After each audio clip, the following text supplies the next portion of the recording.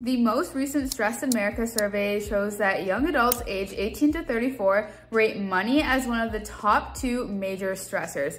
Now, this likely comes as a surprise to no one because money impacts so many different areas of our lives, and it's important that you know how to manage your money well so you don't become or stay poor.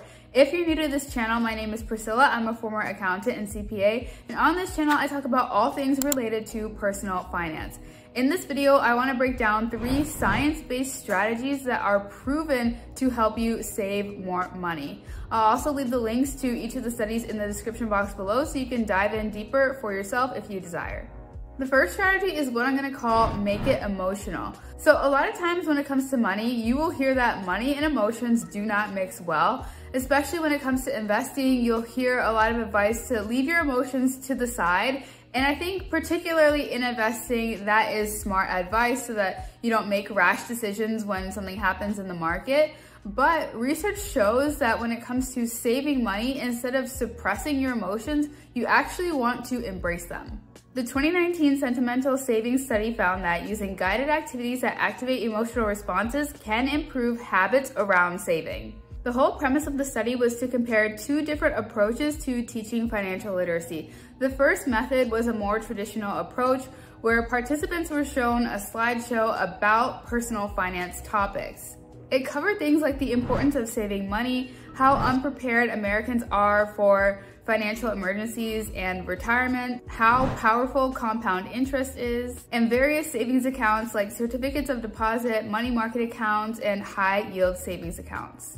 The second approach presented the same exact information but incorporated activities that focused on visualization, creating representations of savings goals using art, recalling memories, and personal nostalgia to activate emotional responses. The results were really interesting. Those who participated in the psychology-based exercises reported more successful outcomes, and they had an increase of 73% in their rate of savings, which is much higher compared to those who participated in the traditional approach who only reported a 22% increase in their rate of saving. So all of this is really cool, but let's talk about how you can actually apply this to your own savings goals. You have a couple of different options, but the main idea is to add in an emotional element by maybe thinking of the big picture of your goal or by setting savings goals based on your values. For example, you could create a poster board or a vision board of your savings goals. That's something I actually did for myself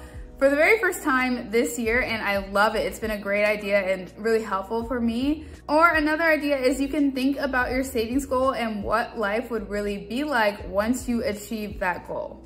If you don't want to or don't feel like creating a physical vision board, what I've done in the past is use Pinterest as sort of my digital vision board, and I will periodically pin images that show the kind of life that I want for myself. So the houses that I like, the cars that I like, and I like this as a way to have some visual reminder of what I'm shooting for. But before you go and start setting your goals, keep in mind that where you are in your personal finance journey will impact the way that you set your goals. For example, if you are just starting out and you really don't have a desire to save money, then focusing on the benefits of saving and making that mental connection to your values or your future goals is a great place to start, because right now you just need the motivation to start saving. However, if you're already committed to saving but you know that you just need to do a little bit better, then focus on decreasing the negative aspects of saving in your life by making it a little bit easier for yourself by creating a budget and sticking to it every single month. If you're looking for a fun and visual way to budget effectively, check out my budgeting spreadsheet, which has 12 monthly tabs to help you create a zero-based budget.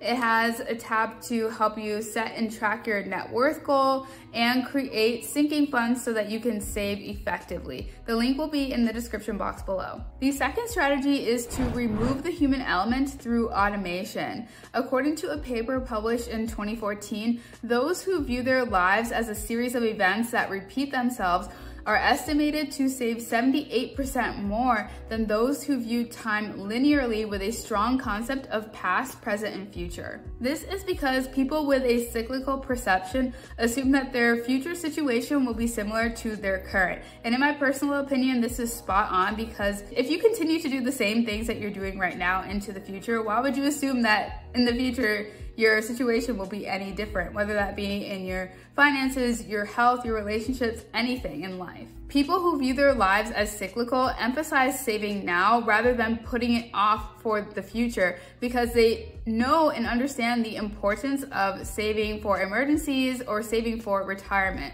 On the other hand, people who view time as linear tend to put saving off for later and assume that in the future, they will have the opportunity to save money. And this is a very common downfall for many people and is often a huge factor in what prevents people from saving the amount of money that they really desire to.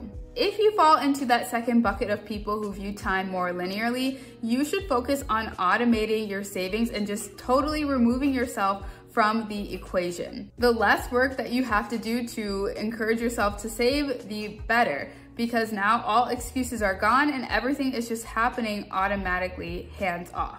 Automations can be easily set up either directly through your bank accounts or through your employer every single time you receive your paycheck. For example, if your paycheck goes directly into your checking account, then you can set up an automation that will move a certain amount of money from your checking account to your high yield savings account. That way you can be sure that you're building up your savings every single month and you don't even have to think about it. Plus, using a high yield savings account will help you to achieve your savings goals much faster, because those accounts offer 10 to 20 times the national average interest rate compared to a traditional savings account. So if you don't already have a high yield savings account, I highly recommend that you open one today. It's so quick and easy to do. It'll take you maybe 5 minutes.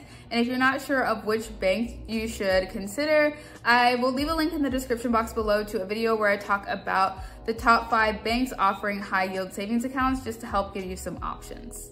All financial decisions, whether they are big or small, require willpower. So strategy number 3 is to build up your willpower. Willpower is defined as control exerted to do something or restrain impulses. You can think of willpower as similar to your phone battery. So the more you use your phone, the more depleted your battery becomes, and the same thing for willpower. Research shows that people whose willpower is run down are more likely to spend an increased amount of money and purchase additional items compared to those who recently have not exerted their willpower. Basically, this means that having low willpower can lead to you having less control over your spending. On top of that, people who are constantly faced with tough financial decisions, such as people who are less financially stable, more readily deplete their willpower. Willpower doesn't only just impact your spending decisions, interestingly enough. One study suggested that shoppers with less money who have to exert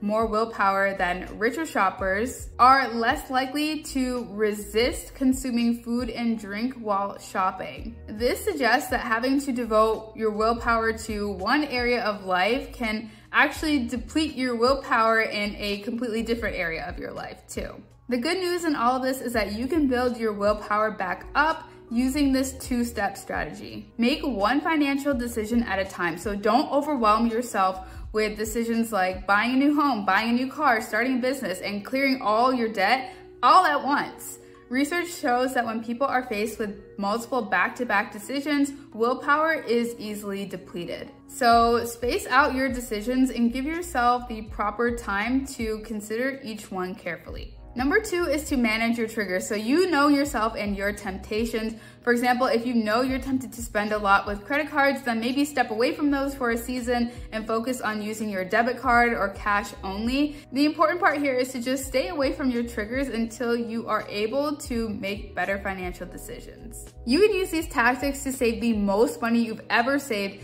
this year, but none of it matters if you don't put a concrete strategy into place. That's why you should click the video on the screen to learn about how to leverage the best budgeting method I use to save $10,000 in just 6 months.